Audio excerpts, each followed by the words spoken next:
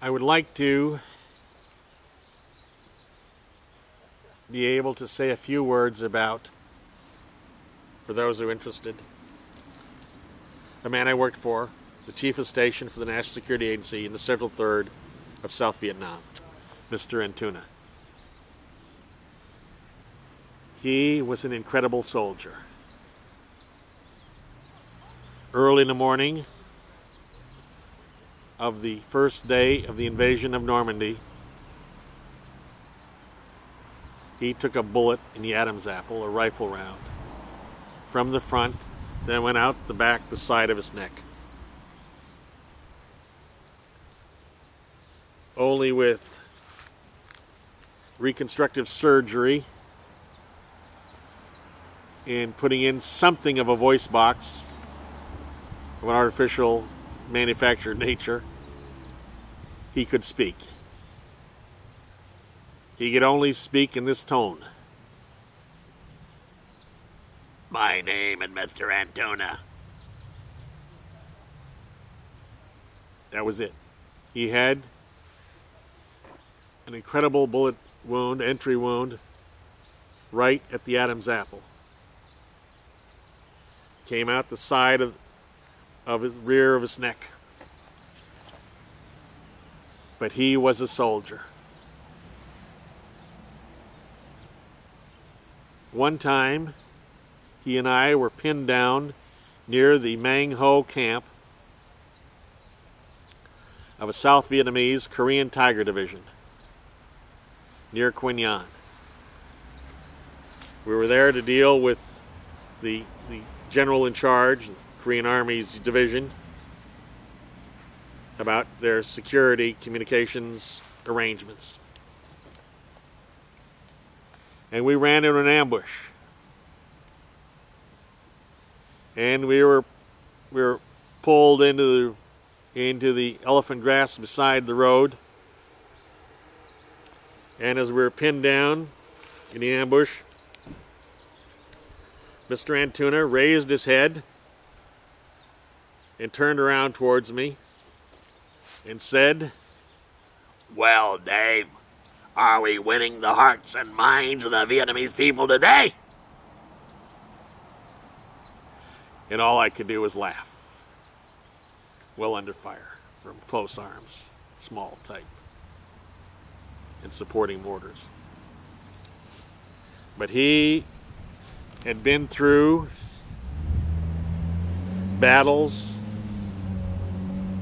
in World War II, in Vietnam, before he came, Korea, before he came to Vietnam. And in Vietnam, he was totally courageous. He was an extraordinary soldier, an extraordinary man. And he let me mock him, and I was the only person that could mock him. And I used to imitate his voice and his mannerisms, and he let me do that. He was totally self-confident himself. Another person I would like to make a few comments about is a man who I met through a very odd circumstance. Because of my ability to look at anyone's documents for any purpose at any time, and my authority to just simply tell people that I could do what I wanted to do, and it was their job to accommodate me. I was able to monitor goods into the port of Quy Nhon, which was a pre-manufactured in the Philippines pier that had been towed and installed in the port of Quy Nhon. And this maritime port had a pier that appeared to me to be a mile-long pier, built in sections, brought there, installed. And it was the third most active port in South Vietnam. It brought in every kind of cargo. And I made arrangements with the shipmasters for cargo transfer to get special things for my communication centers across Vietnam, which averaged about 47, as I've said earlier. And there came a time when I and Colonel Stringfellow, who was the commander of the battalion that we were attached to, and the captain of Company B, 41st Signal Battalion, and a Sergeant Major, Maroney, had agreed that I could find cement that was brought in by the Air Force in special planes, landing on basically raw ground. And we agreed to go steal some cement from the Air Force, which was there for runway construction, and use it to put in more slabs on this swamp that we lived in for our barracks and bunkers. And so those arrangements were made, not by me directly, but by others in this group after I had spotted the cement at what became Phu Cat Air Base, which for tactical fighter bombers. And early in the morning, 2 men assigned a 2.5-ton truck and appropriate weapons and so forth were out there loading up sacks of cement to build more slab on grades at Company B, 41st Signal Battalion in Quy Nhon, right by the ocean, which all of the ground underneath us was totally seabed in waiting. I mean, it was water would go up and down below us with the tides. Well, they were arrested by air police. And when I got back to Company B, 41st Signal Battalion, the next day from being out visiting one of my communication centers, I found out about these 2 men from Company B having been arrested for theft of cement when they were ordered by Captain Kulbaki, Colonel Stringfellow. I shouldn't use the captain's name. Strike that if you can. He was a great graduate of West Point. I might be embarrassed all these years later. But he was a great soldier too. But one of the soldiers who was captured refused to implicate anyone else, including a sergeant major who had sent him, or anybody. He was willing to take the arrest and whatever. And I found out about this when I got back to base at Company B in Quy Nhon that next day. And I went into the bunker of the commander and discussed with him that I could simply pick up refrigeration equipment from one of the incoming freighters and deliver it to the Phu Cat Air Base site because they could have refrigerated food. We only had canned food for the Army because we didn't have aircraft flying to other countries that could bring back fresh fruit, fresh vegetables, and other fresh food. So we ate out of cans for my 3 tours. Sea rations, most of them left over from the Korean War, which was fun. But the point is, we didn't have fresh water either, which still pisses me off about our troops in Afghanistan, Iraq, and other places. They get water that's clean. We had water that I wouldn't want to tell you about. And so I went to the bunker of the Colonel, Stringfellow, told him that I could steal from a freighter refrigeration equipment, divert it to the Air Force base that was being constructed for fighter bombers, and he could make a deal with the Air Force general to get our 2 men out of custody and sent back to us. Now these things happen, these requisitions happen in every war and always have. They're a standard part of war. But the Colonel Stringfellow was afraid. He was afraid for what might happen to his career, because he was dealing with a very volatile Air Force general who he thought would have him arrested. I felt the colonel was a coward, and I told him that he had to follow my order to call the Air Force general in charge of the Phuket Air Base under construction, have our soldiers released, and take responsibility for them having taken the sacks of cement. He refused out of fear. So I gave him something else to fear. I had a reputation that you can't explain in the civilian world.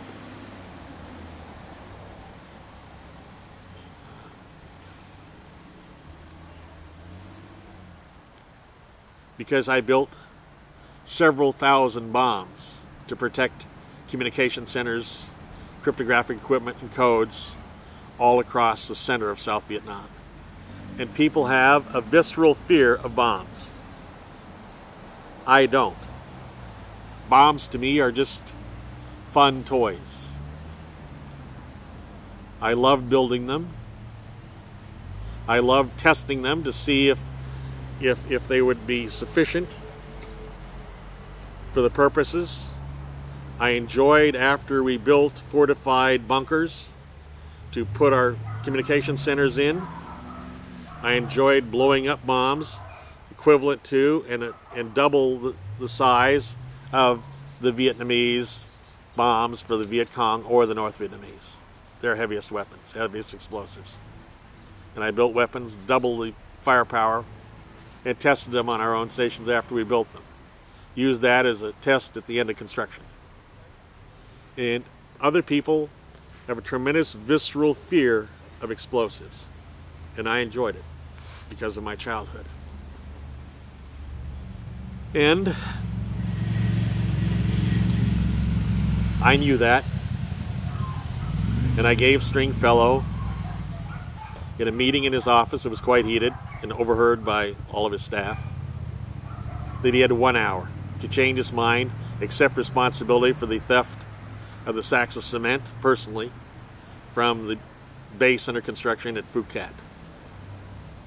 And if he failed to do that, within an hour, I would come back and kill it myself. And I had the kind of reputation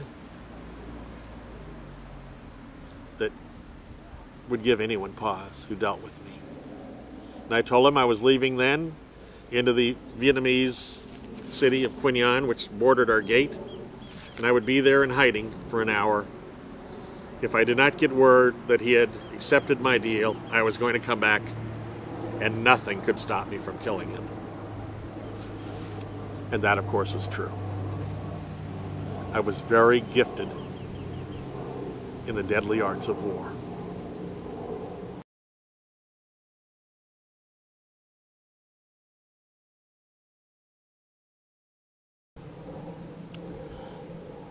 I left his office, went into the city, and hid. In a little over half an hour, there were 3/4-ton trucks and jeeps traversing the city from side to side, end to end, and throughout its interior, with people screaming something that they had no idea what it meant. It's okay to come in. Everything is fine. It's okay to come in. Everything is fine. And trusting my own skills, no matter what, I came in and he had changed his mind. He had accepted responsibility, and I did lead a group of three 3-ton trucks, I believe. Deuce and a half and 3-ton trucks. I believe it was 3-ton trucks, from memory, down to the docks. This pier that had been built in sections and ferried to across the waters to Quin Yon installation. I got the refrigeration equipment for the Air Force, and we got our men back that same day. One of them is a man who I interviewed when he came back. My first meeting with him, but because he was a totally stand-up man, well under arrest, imprisoned for most of a day at the airbase at Phuket, I took him on as my personal bodyguard. His name was Arthur Belmont Osborne III. And my instincts were incredibly correct. He was my bodyguard. I would suspect for over a year and a half in Vietnam, but I'm not sure anymore because of my August 12th, 1996 stroke. But he was incredibly brave. He was an incredible soldier. And I would also mention my driver, Arthur Trangmar, is an incredibly brave soldier. I could tell him to drive into the middle of an ambush, and he would instantly execute that order. He was incredibly brave. And I rewarded him by giving him first choice of the hundreds and hundreds of boxes of care packages I got from the United States, because I was a brazen son of a bitch.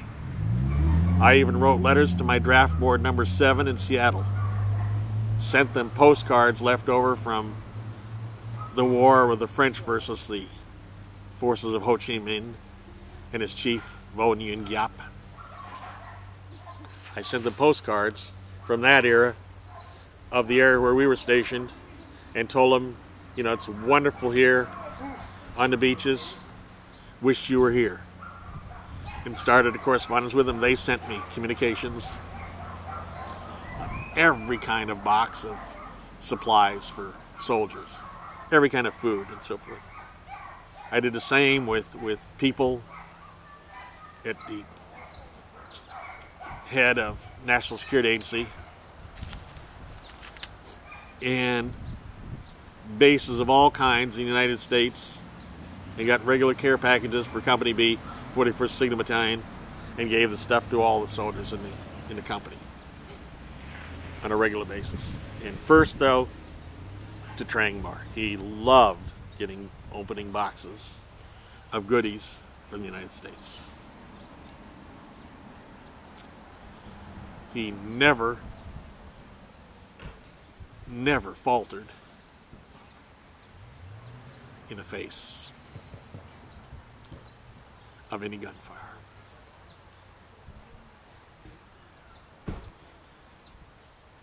I could tell him to drive in the middle of an ambush, and he did it instantly. I could tell him to drive in the middle of what I thought was an ambush, and he did it instantly. I didn't always guess right about ambushes, but I was always proactive. I knew to charge an ambush. And those were great soldiers. But I didn't realize the prices that I would pay for my service.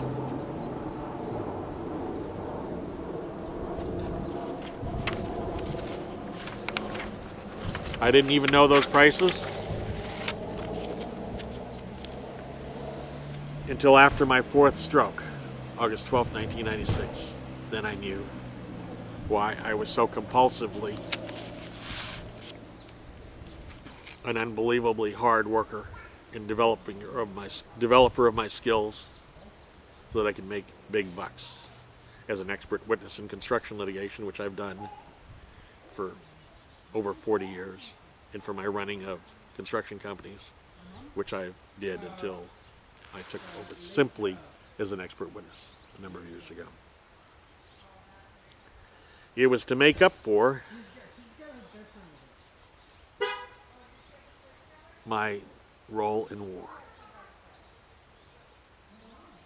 And I had suffered from post-traumatic stress disorder and never knew it until the 4th stroke. About 6 hours later, I realized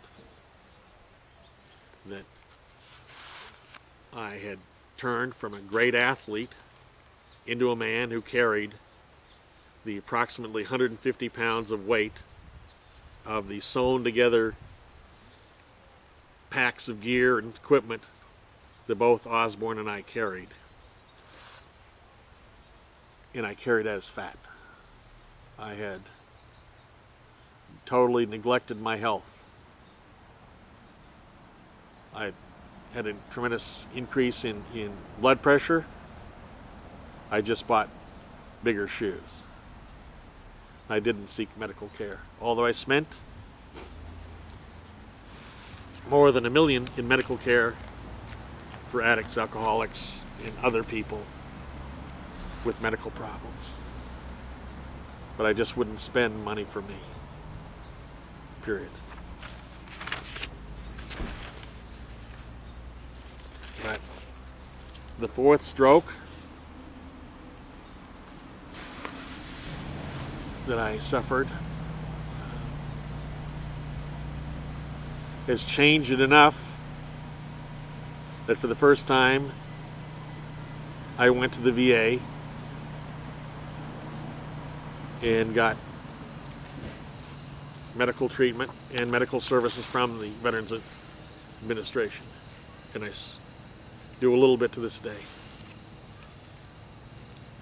Although I have reached a point where Social Security gives me a hell of a lot better medical care at Cedars-Sinai Hospital here in Los Angeles. But I'm still grateful to the VA. They kept me alive long enough to be able to get to the point where I had VA and Social Security. And I have the services of a world-class hospital, world-class doctors, world-class staff.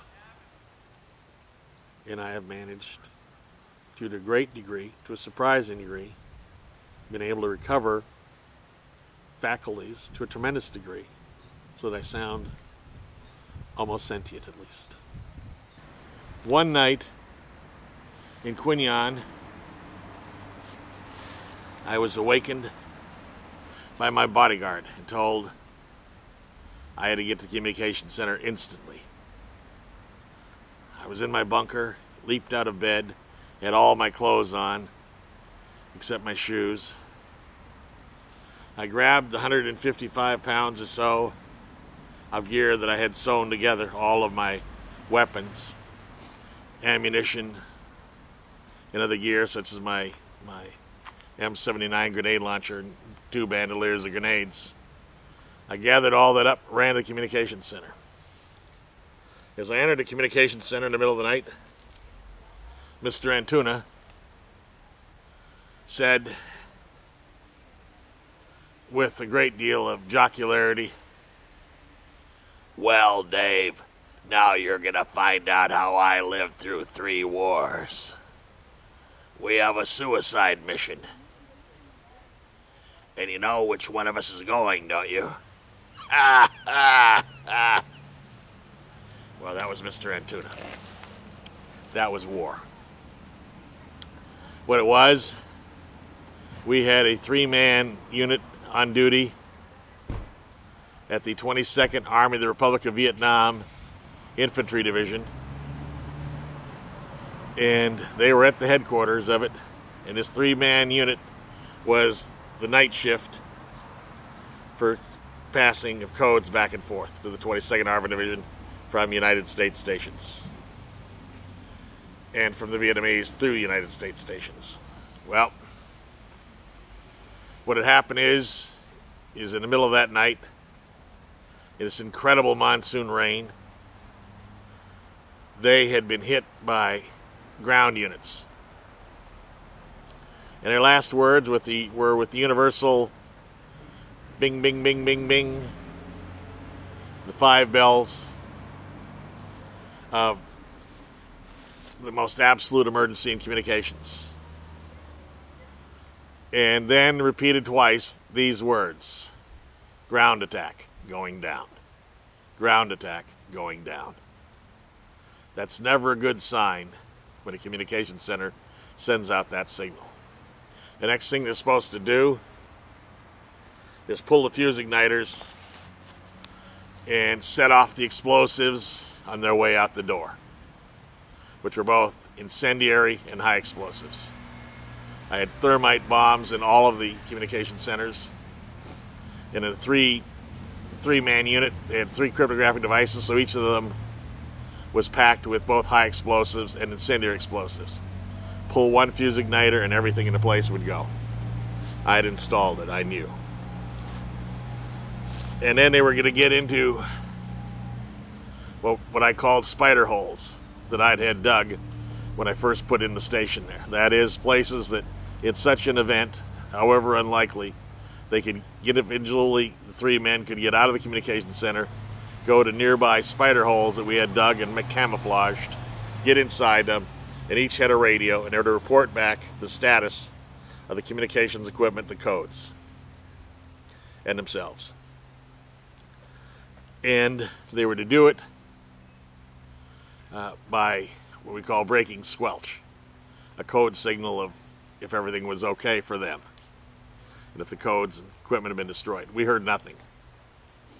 So in this incredible monsoon rain, it was my job to gather up people, and I gathered up Osborne, my bodyguard, and 6 others who volunteered from my quick reaction force. I ran a part-time quick reaction force. And what quick reaction forces do is rush into places smarter American soldiers or sailors or Marines or Air Force people have run the hell out of for some specific mission.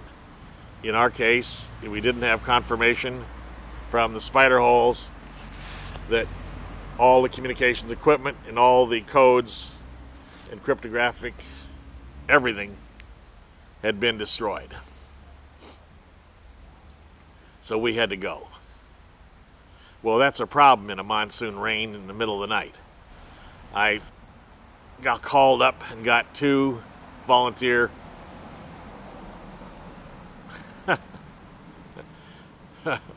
highly suspect intellectually crews to pilot 2 Huey helicopters.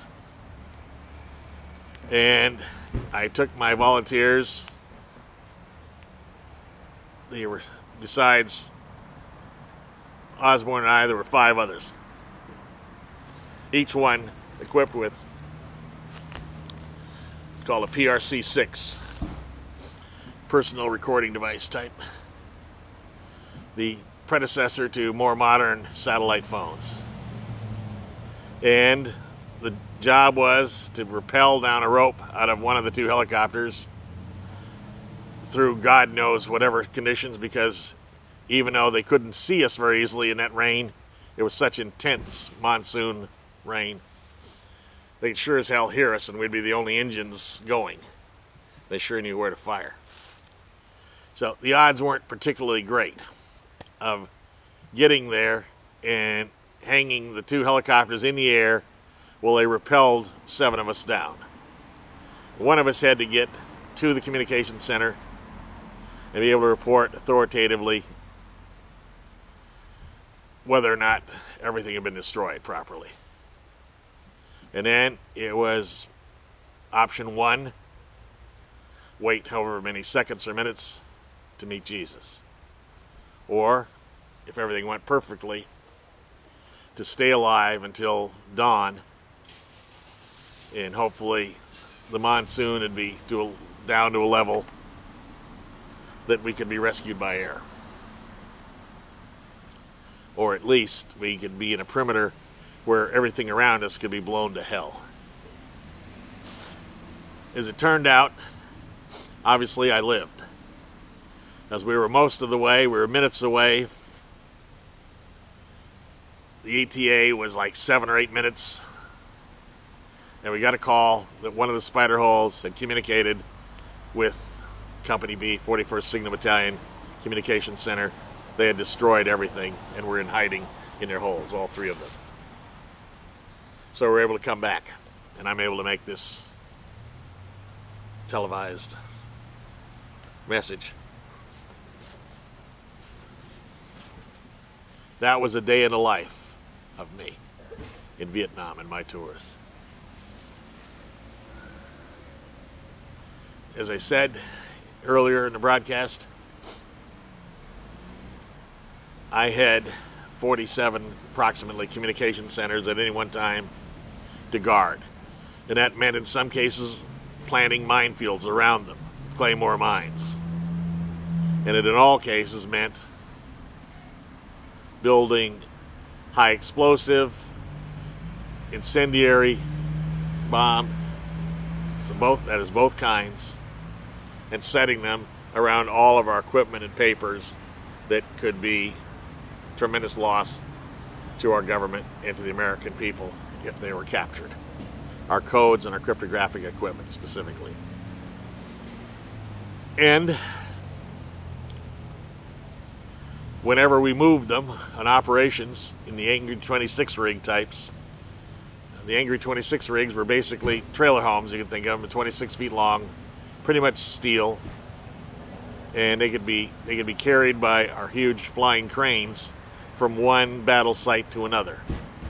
And whenever you took them from one battle site to another, because of the silly regulations by the people that flew the floating bombs, so to speak, they wanted the bombs dismantled inside them, and they wanted them then put up after they dropped them off their hook.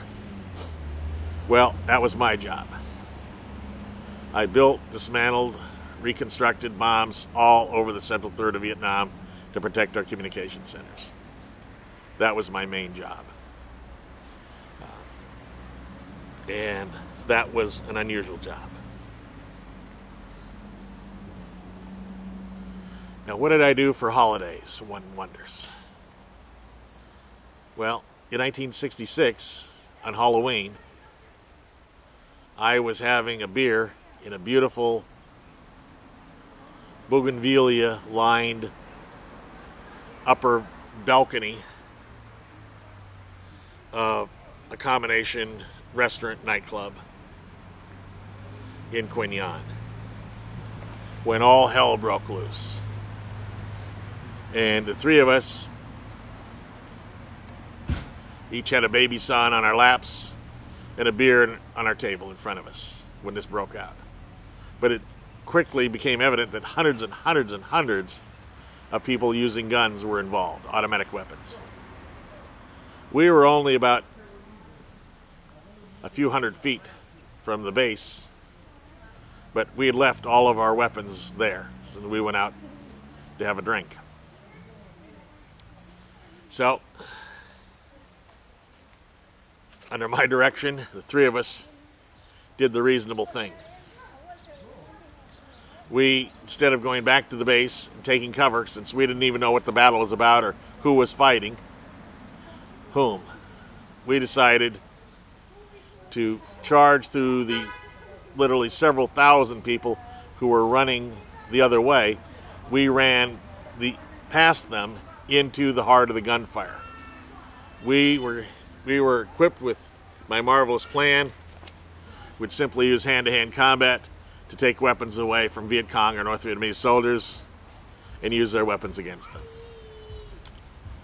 Well, it turned out that it was Viet Cong or North Vietnamese troops, or both, against the ARVN, the Army of the Republic of Vietnam. And we couldn't tell one from the other, because the Viet Cong all wore our equipment and uniforms, which had been sold by our allied soldiers, the ARVNs. So we get into it and still intend on simply taking weapons away and using them against the enemy, but this is rapidly degrading. Since it's our first contact, we could see that we couldn't tell who was who. And I lead my two guys into a large thatched hut, and in a split second there was a woman coming running towards me wearing black pajamas, the other side, and I heard a clip being loaded into an automatic rifle just outside. She ran directly towards me with her AK-47 in her hands. And as she ran to me, I was going to take it away from her, thinking, boy, this is easy. And another soldier jumped into the doorway frame. There were no doors. And it was a thatched hut. And spilled 20 rounds out at her from an M1A1 carbine. I believe a pretty much standard issue in the Korean War. It fired a .45 caliber slug. And I, of course, was standing there weaponless, waiting to take a weapon away from this Viet Cong woman soldier. But this man was firing the rounds at her. And she was straight in line ahead of me between the gunman at the doorway and me in the middle of the thatched hut. I could literally hear the hissing sound of bullets pass my head and upper body on the left side and then the right side, because this guy was too light to carry the crawling, as we call it, .45 caliber weapon. He had it on full automatic, and it was crawling from his right to his left. And as that happened, I had literally heard the bullets on each side. She took two that would have hit me directly as she was running directly towards me, fell at my feet. At that point, we realized maybe that wasn't a good battle plan. And we started breaking not through doorways, but through the walls of these thatched huts to get the element of surprise in anybody. And we made our way back to the camp, Company B, by leapfrogging each other, the lead guy crashing through the walls into or out of thatched huts, which were extremely close together. And we made it back to camp. That's the work of a person who has more than enough courage, but far too little sense, because I still believed I was immortal. And I actually believed I was immortal until the fourth stroke at 4:35 in the afternoon of August 12th, 1996, back in the United States. And that was the fourth stroke at the Bad Samaritan Hospital, in the emergency room, in a bed. But until then, I was immortal. I thought I could live through anything. Well, that's one incident showing what a totally reasonable person I am. That was my Halloween 1966.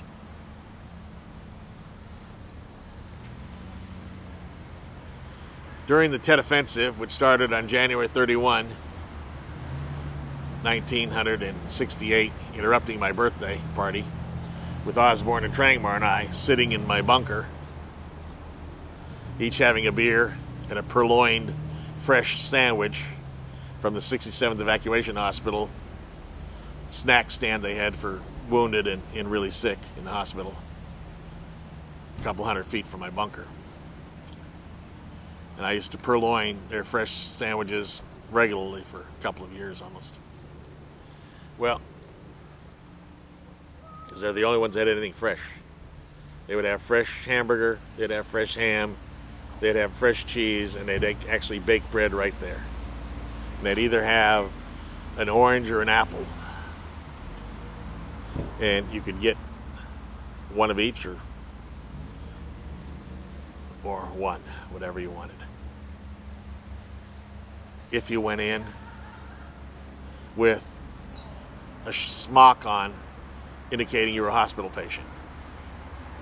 And since they had Vietnamese help who didn't care one way or the other, we always could get sandwiches. Purloined sandwiches. But they taste better.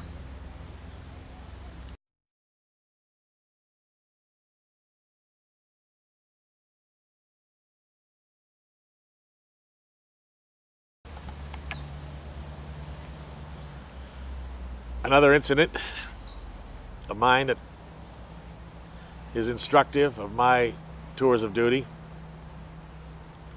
is that one time we had a man named Jack Duckett, who was a brilliant cryptographic equipment operator, code expert from the Carolinas. And he at our communications center in Pleiku in the Central Highlands had joined a Viet Cong attack on his base, picked up his automatic weapon and turned it towards his headquarters and opened fire. He was knocked down by a rifle butt of another American soldier.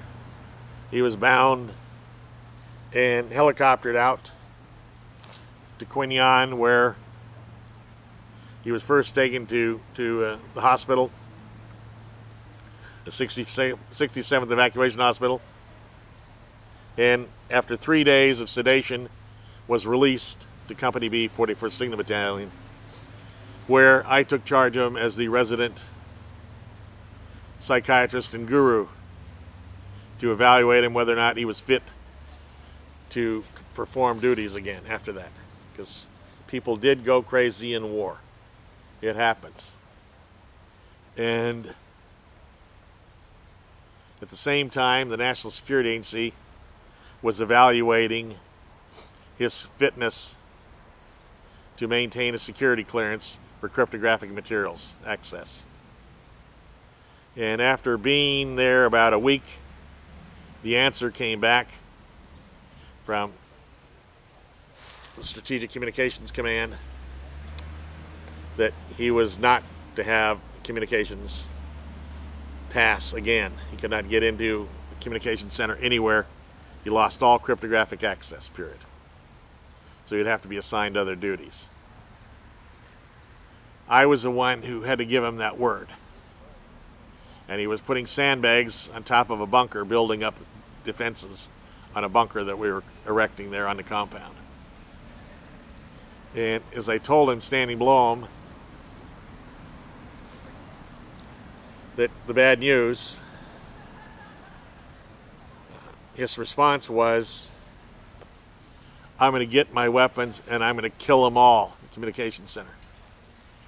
Headquarters. Not the communications center itself, but the headquarters of Company B. And he ran off the other side of the bunker. Well, I was on one side of the bunker, he was on the other side. And we had a series of built-up tunnels, so to speak, to run down, because a lot of times our ground was underwater. You couldn't dig down.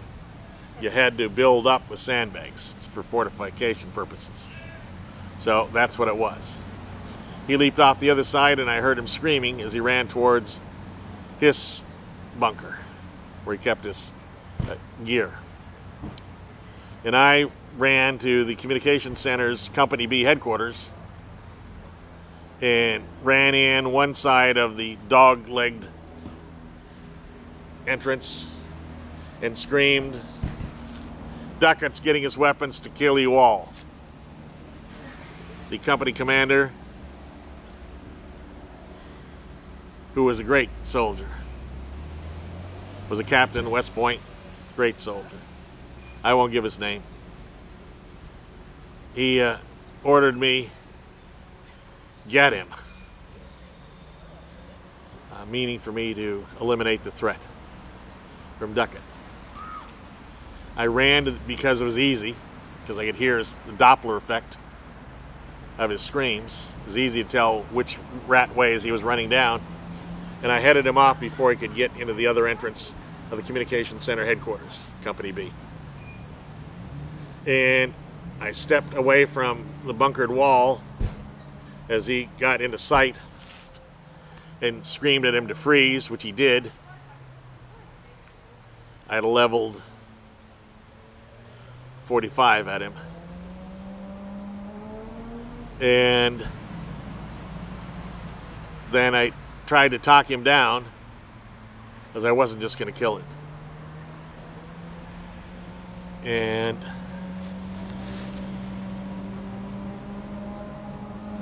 he screamed that he was going to kill them all in the Company B headquarters. And I said, Jack, you do not have to. And as a show of stupidity on my part, I put down my .45 in the sand and proceeded to try and talk him down. But that was a mistake. He didn't want to be talked down. He wanted to kill everybody at Company B headquarters. He was fixated on him for some reason. They had nothing to do with whether or not he had security clearance. But they were part of the chain of command, and that was good enough for him. That's what he fixated on, and those were the people he was going to kill. And I was blocking him, which was not a smart idea for me to do. But I did it, and rather than shooting him down like a dog, which I had the drop on him, I put my weapon down in the sand and started easing closer toward him and closer toward him. He saw the maneuver. He was a very brilliant kid, and he said he was going to kill them all, and he lowered his automatic weapon towards me. And center body mass. That was not a good sign. I knew that right away. But I had an inspirational thought. I said, Jack, your mother's going to be told that you killed American soldiers. Your mother will know. And he screamed predictably at me, you leave my mother out of it. Screaming at top, it just went to another level of mania. And I knew I had a good line, and I continued to repeat it. Jack, your mother will find out you killed American soldiers. She'll be emotionally, mentally destroyed for life. That she raised a son and killed American soldiers. Stop talking about my mother, he was screaming. But meantime, as that was happening, I was getting close to him, almost enough to take him down with a leap. But not quite. I was in deep trouble, and I knew it. At that point, another American soldier appeared on the bunker behind him, on the roof of the bunker. And he had a weapon in his hands, but I yelled out, don't shoot him, looking up at the top of the bunker that he was next to. Duckett instinctively turned his weapon towards the top of the bunker, and as he did, I closed the difference, tackled him, took him down, and rendered him harmless.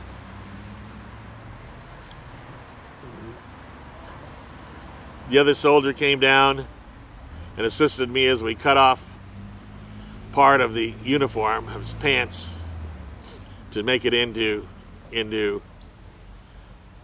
cloth strips that we could bind him hand and foot, because he was completely berserk. And we dragged him to a nearby Jeep, put him in the back seat of the Jeep with me next to him, and we drove him to 67th Evacuation Hospital. Well, I had secured his weapon, his automatic rifle, and I checked the chamber, and he had a bullet in it, and he had the safety off, and he had it on full automatic. That started to irritate me slightly, because I was trying to save his life, and he was trying to kill me, obviously. And that just didn't square up with me emotionally very well. So we get to this 67th Evac Hospital, and we're in a little bit of retaliation.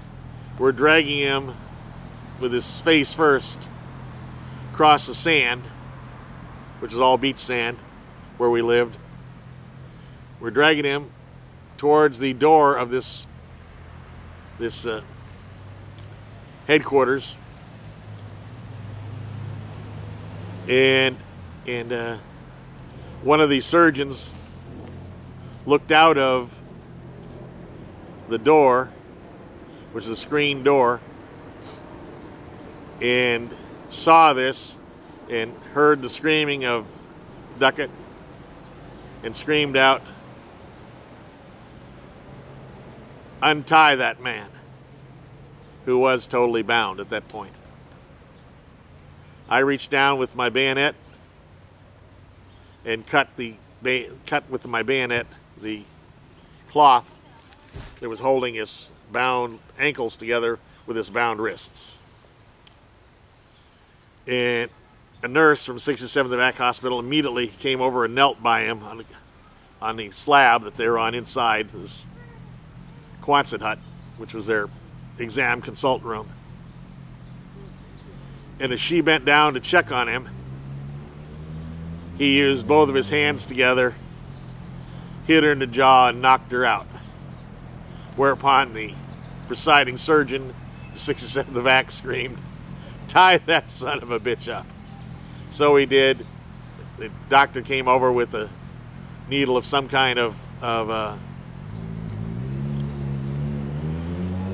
relaxant, gave him a shot in his shoulder, and he went to sleep within a few seconds. That was another one of my good moves in Vietnam.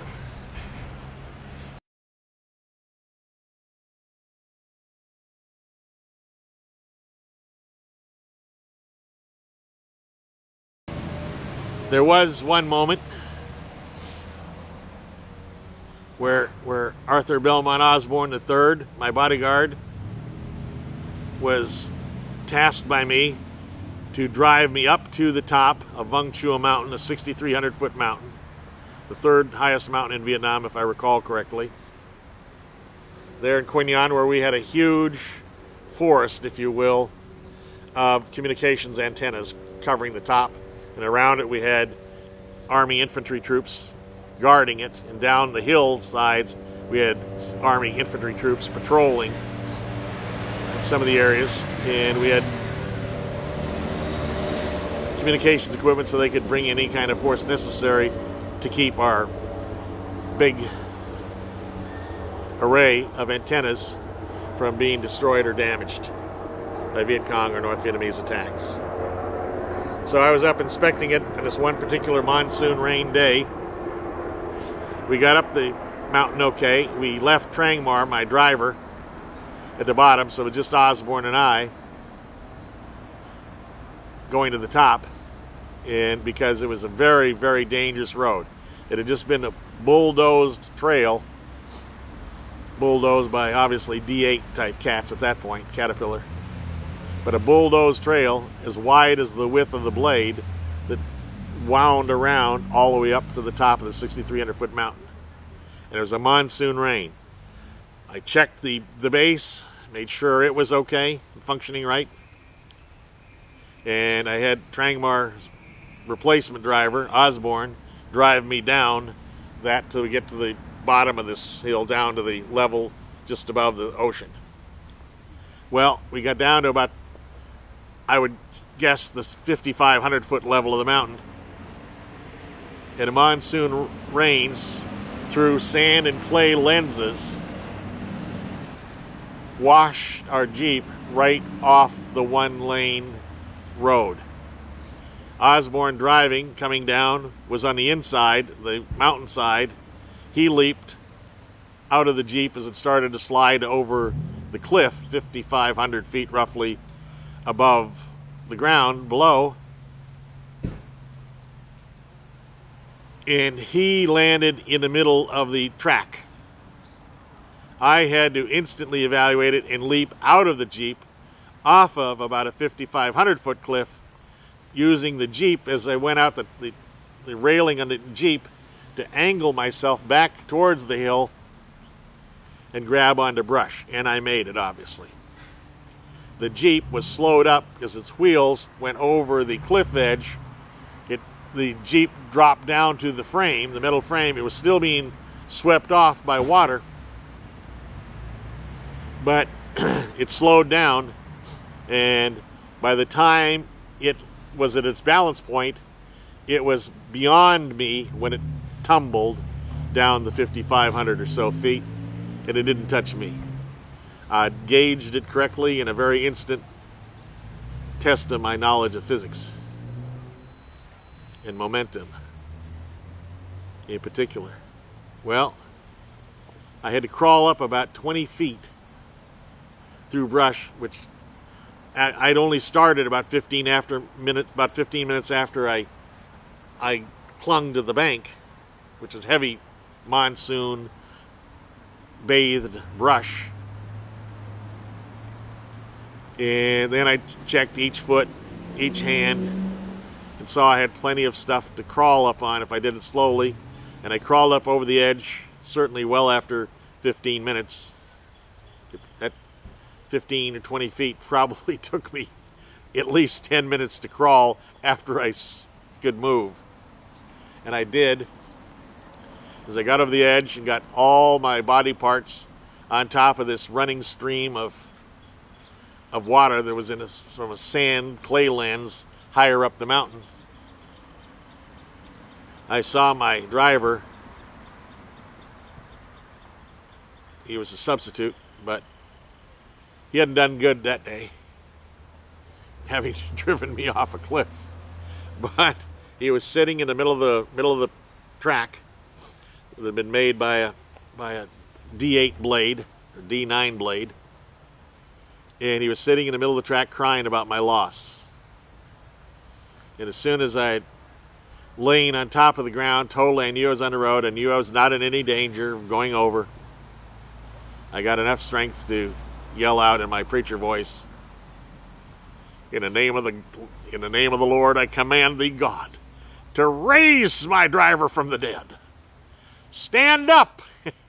And he spun around in his sitting position, saw me, and he actually was happy I was alive. That was a good moment. But that's a little bit of what war is like. I would mention one other thing. I'm pretty sure Osborne was with me. At a time I was delivering cryptographic codes to the Mang Ho base of the Korean Tiger Infantry Division. And we were a few miles from it, and we're along this area of rice paddy and jungle intersection. And the road, of course, was in the rice paddy area. And as we come around an area of jungle, we see up ahead that there were scores of American soldiers from different types of units that were pinned down in this rice paddy by fire from the edge of the jungle line. And I and my bodyguard and my driver took cover behind the low walls of the rice paddy. And I had a PRC-6, and I called in, and I got first out there a fixed-winged spotter plane, and I threw a smoke grenade to indicate where the jungle line was that we were being pinned down by in a non-verbal way to verify my verbal thing to him. He spotted it, and I called in bombers.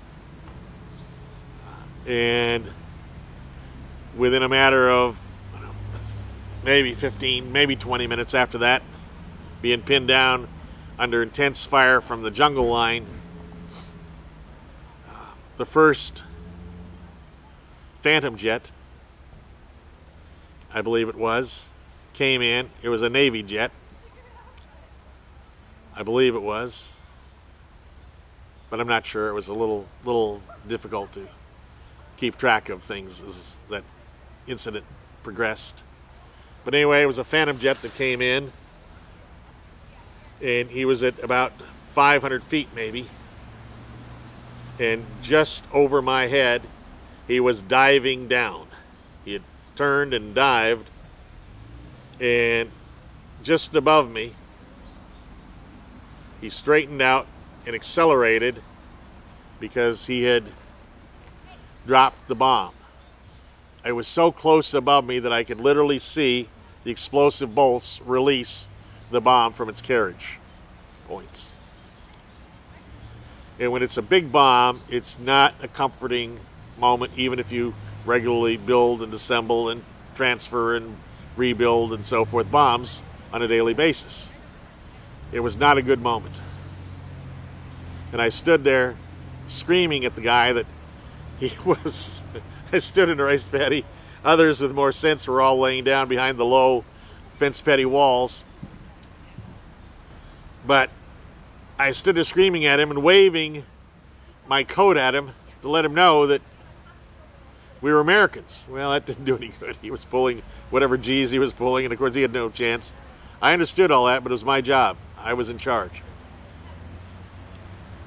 And so I found out about something I'd forgotten, but I knew that the Nazis from Germany had done it with their Stuka bombers during the Spanish-American War. They'd perfected skip bombing. Well, what the pilot of the fighter bomber had done is he had come down and dropped the bomb, but because it had his forward momentum, it flew right into the edge of the jungle and exploded, and it was a 2,000-pound napalm bomb. And I was literally scorched. It burned my face because we were within 100 yards of the bomb blast. But then I went down.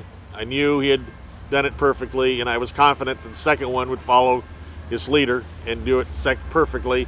And he laid his 2,000-pound napalm bomb down very close to the first guy's bomb, but it created an incredible conflagration in the jungle facing all these people, which included us, who were Americans from various units in the Army. After waiting several minutes, and everybody started to slowly get up, get back in their vehicles, and go on to wherever the hell they were supposed to go, and we did, and went on to the Mang Ho camp. Because everybody in that group of Viet Cong or North Vietnamese or mixed, whatever it was, they'd all become crispy critters. We burned them to death. Well, that's a good afternoon when you're saving other American soldiers' lives, and that's what I wanted to do in Vietnam, because I knew I had skills that were unusual and could develop unusual skills, and I did both those things. And I did save American lives. But it doesn't just leave you. It never goes away. I can still smell the burning forest sometimes now. And it's not good for humans to experience that kind of moment in their lives.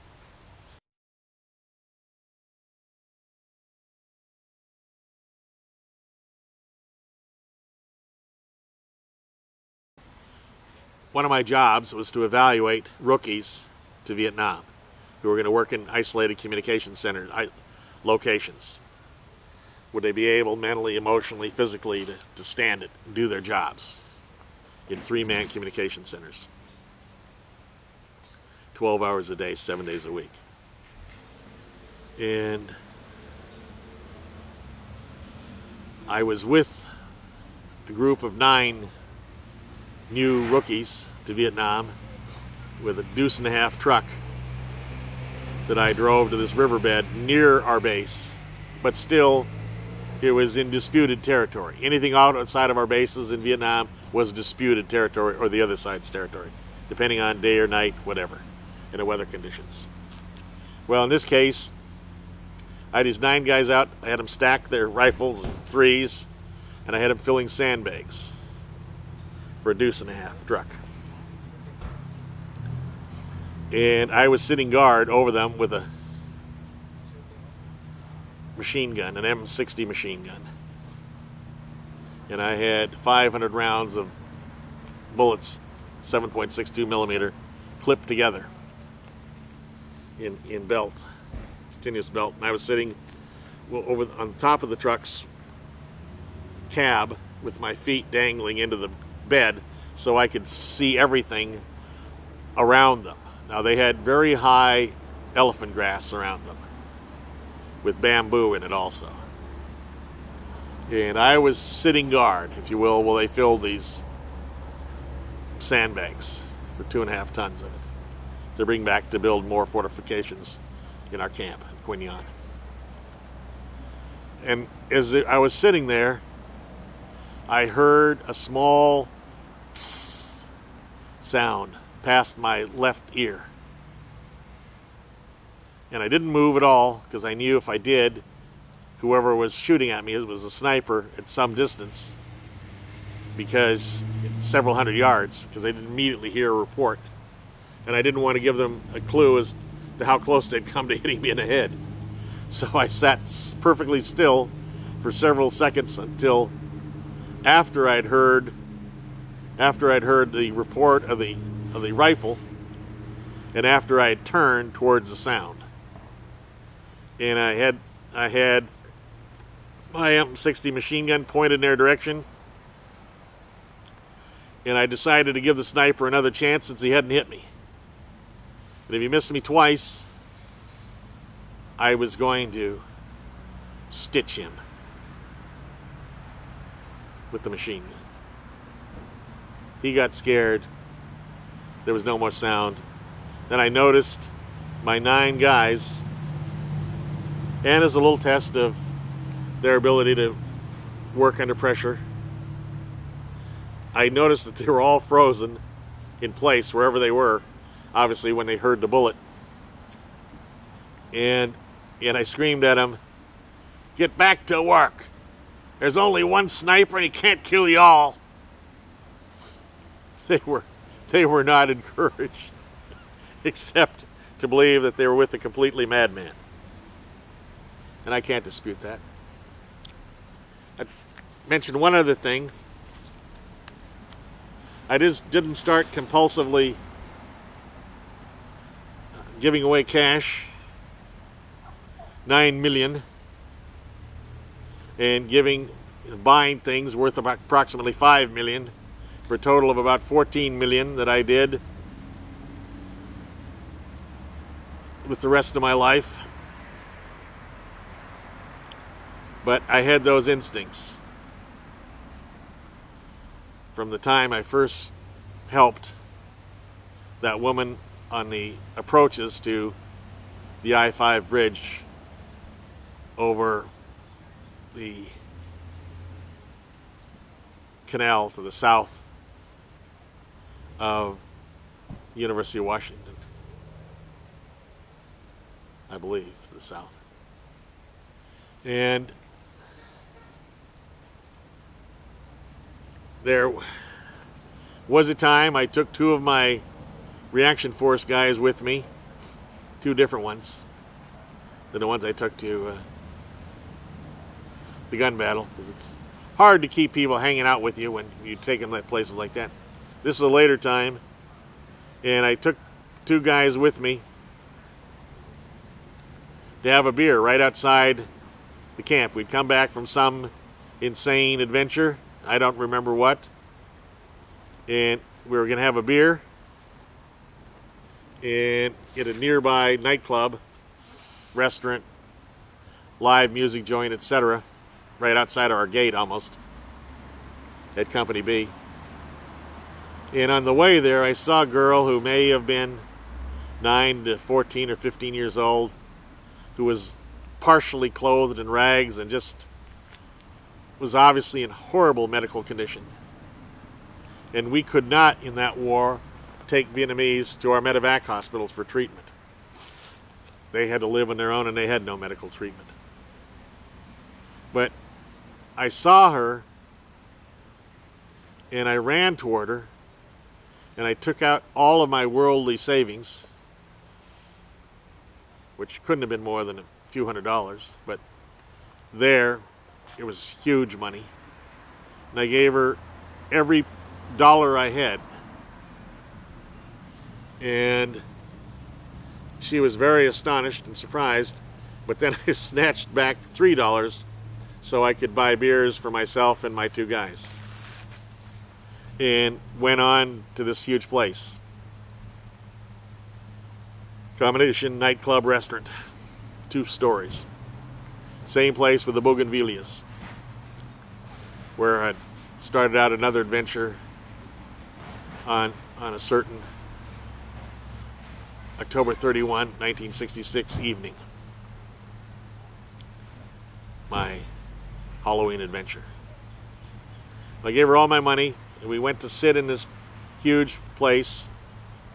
We ordered a beer, and we were sitting there for maybe 8-10 minutes nursing our beer, talking about whatever adventure we'd just come back from, which I've totally forgotten because of the events that were to transpire. We're sitting there, and all of a sudden, people came running in, first by the 1s, and then by the 10s, and finally the place had over 1,000 children in it, of all ages and so forth, all screaming for money because they'd spotted me and they wanted to, get money from this crazy person like the one girl had. Well, I'd given my life savings. I had nothing to give. And so they came gathering around our table. They weren't sure which one of us it was at first. They gathered around our table, totally crowding our table. There was no room but where they were. You couldn't walk through that crowd. And they were all screaming in Vietnamese for money, etc. It turned into an absolute nightmare. People trying to have us shine their shoes. Shine our shoes rather. And our shoes were canvas. They didn't take polish. But it was just amazing. It was a nightmare. I spare you the details mostly. But all we could do is put our heads in our laps for 15-20 minutes and pretend like we couldn't hear, see, or anything, feel anything. And then, all of a sudden, there was a push on my left shoulder. It was a hard push. And I looked up, and I was looking at the face of a guy who looked old. I don't know his real age, obviously. But he was a leper in advanced stage of leprosy. He had no fingers, he had no toes, he had no lips, he had no eyelids, and he had no nose. And he was begging for money with his hand out. I had no money to give him. And so he is now yelling louder. And I was rude. I yelled, "Didi Mao, Dinky Dow." Vietnamese slang for "get out of here, crazy one," and put my head back in between my legs. Seconds later, a very hard push. And I looked up at the guy, sat up, looked up, and he deliberately took the palm of his right hand. He had no fingers or no thumb. But he took the palm of his right hand and took a cork wine bottle type out of the sinuses in the middle of his face. He had no nose. He pulled out the wine cork with the palm of his hand and drained sinus fluid in my lap. It didn't add to the evening. But all I could do was laugh. I mean, what do? You can't hurt him. You don't want to hurt him. You can't be mad at him. There's no reason to be mad at him. He didn't know my economic situation. He didn't know I couldn't help him. All I could do was laugh and put my head down in my lap again. And eventually they all went away, and we waited till that happened, and we went back to base. I once was going down this same road to Mang Ho Camp which is the headquarters of the Korean Tiger Division, to give them new codes. And it was a monsoon rain again, and those are memorable. And as we're driving along, me and I had like 5 bodyguards with me, because we had known that there were enemy troops attacking the damn Mang Ho camp. But we had to go there because I had to get the codes to them by 4 o'clock so they could switch them, or they'd be off the air with American forces. So I didn't have a choice, and it was raining way too hard to get any helicopters in there. So we had to drive, and we did. And I had about 5 guys as guards on the Jeep, plus my driver. And as we're getting near, there was an old farmer with a musk oxen who blocked this 1-lane road through this valley. And I instinctively believed it had to be an ambush, but you know, I was the kind that you got to prove it to me it's an ambush. I'll fire second, I don't mind, because I'll get you anyway. And so, fortunately, before we were in an ambush situation, the man yelled out, who was blocking this dirt path, "Buku VC, Buku VC," pointing back towards where we could hear the gunfire. He was trying to save us by telling us not to go down that road. There were Buku VC, many Viet Cong soldiers on it. Well, we had to go anyway. So we just speeded up and went past him. And we're damn near shot to death by the Korean guards, because we didn't realize until the very last second that we were dressed in parkas, and we couldn't be told, except we were in an army jeep. But the Viet Cong got army jeeps. They had our phones. They had all of our equipment in varying amounts. And we were going in a jeep, unknown people, directly towards the front gate of the Mang Ho camp. And these guys were incredibly trigger happy, but we managed, because I managed to scream out my words for top secret that I knew in Korean, because we sent them top secret messages and transported some to them directly by hand. And so I knew their signal in Korean, for their language, for top secret. And I screamed that out repeatedly, and for whatever reason they didn't shoot. We got in, but they're still, after they saw us and recognized we were Americans, they were still pointing their automatic weapons at us and shaking, because it was so close to them to firing. It's one of those things that happens in war. But we got there, got the codes to them, and stayed there until the battle was over. But as we drove back, we ran into the Koreans chasing the Viet Cong who had attacked their main camp through tall elephant grass. And as we're headed back to our camp in the same monsoon rain, there was a Korean soldier who was shot about maybe 100 yards down the trail ahead of us and fell on the roadway. This is like a bulldozed trail. He fell, and I had Trang Mar drive to one side, because we were in the midst of a gunfight on either side of us in the elephant grass and bamboo.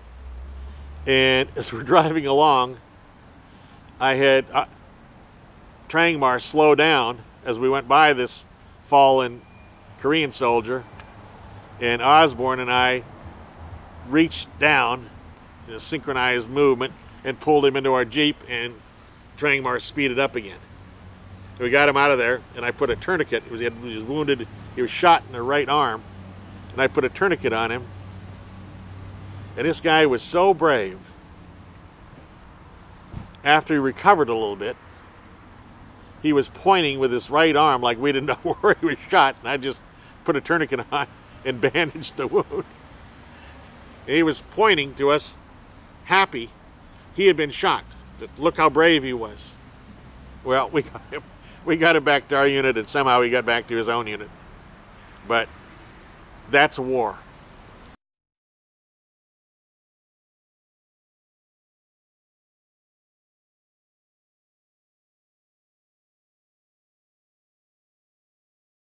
The first thing I'd like to talk about in this session is my girlfriend in Vietnam, who was with me from a couple of weeks after I got there until the last day that I left Vietnam at the end of my third tour of duty.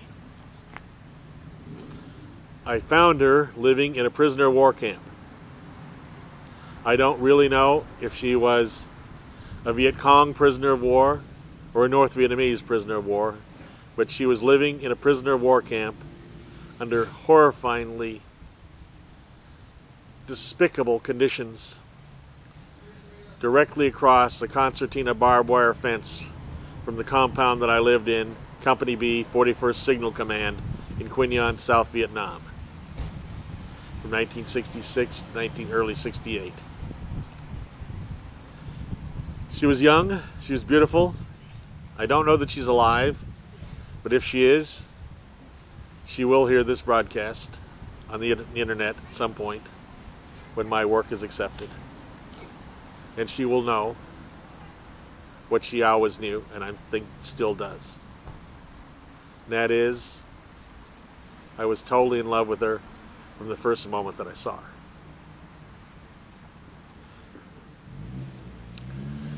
There was a custom when I first arrived in Vietnam, in Quy Nhon, that we would have our laundry, if such a thing can be called laundry, done by Vietnamese women prisoners of war on the other side of the concertina barrier that separated us from their prisoner of war camp. And she was the one I chose the first time I had laundry to do, which was within a couple days of arriving in Vietnam, Quy Nhon province. And, or Binh Dinh, I think is actually the province name. But when I got there and saw her, I fell in love, and I had her do my laundry for several weeks. I would pass over a laundry bag over the concertina barrier. She would do the laundry, and a couple days later I would go look for her, and when she had the laundry done, she would appear there at the fence and throw my laundry back. I would then throw money for doing the laundry back to her, and she would throw the bag back. And I spoke my very broken Vietnamese to her, and I knew I was in love with her desperately. And I thought she liked me a lot, but who knows. So after a few weeks of this, in my first weeks in Vietnam, I decided upon a program to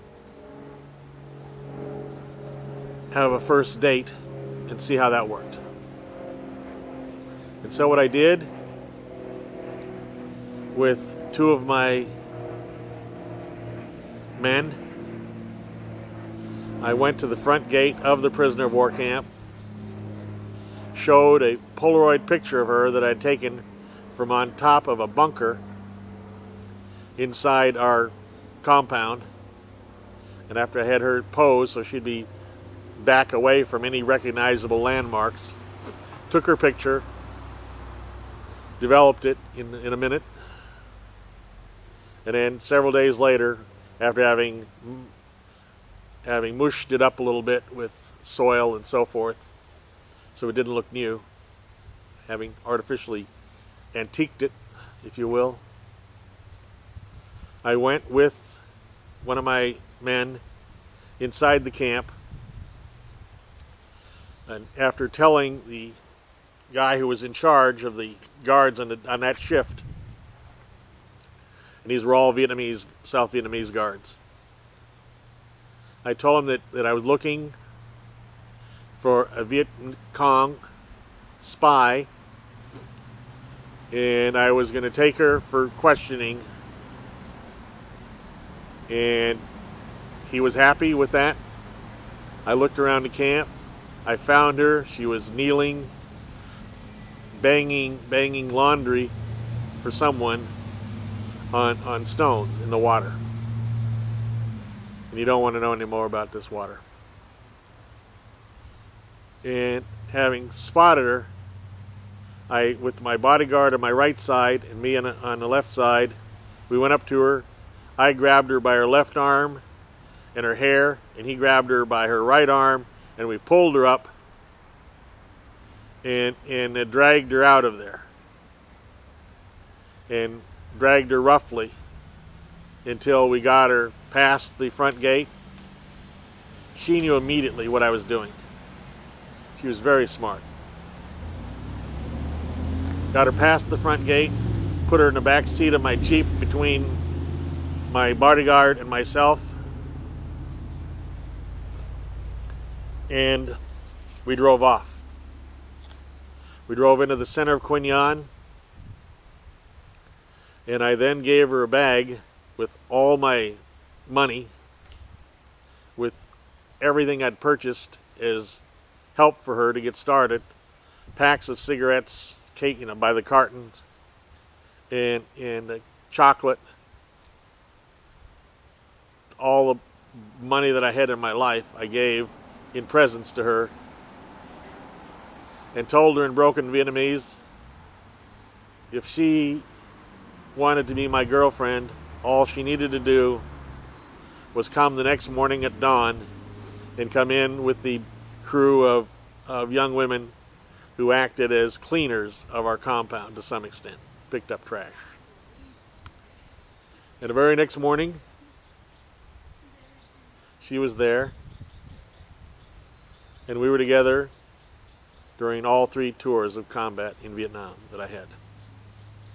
I couldn't convince her, even though she was in love with me, to come to the United States, because she had this bizarre belief that all American men were professional killers. I have no idea how she got that opinion. Maybe by observation and experience. But I hope she's alive, and I hope she hears this message. I still wish I'd been able to take her back to the United States with me. She would have found out we're not all killers all the time, that Americans can be wonderful human beings too. Thank you.